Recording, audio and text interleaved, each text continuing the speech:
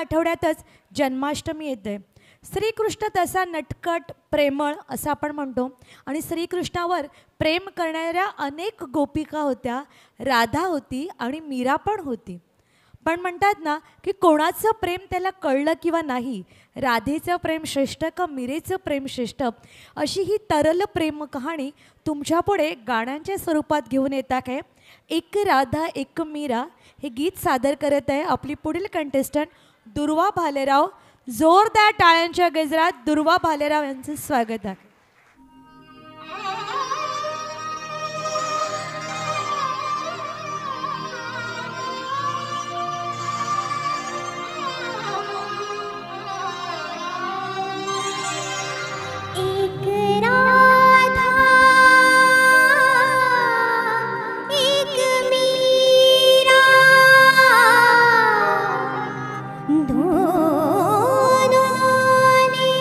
Shyam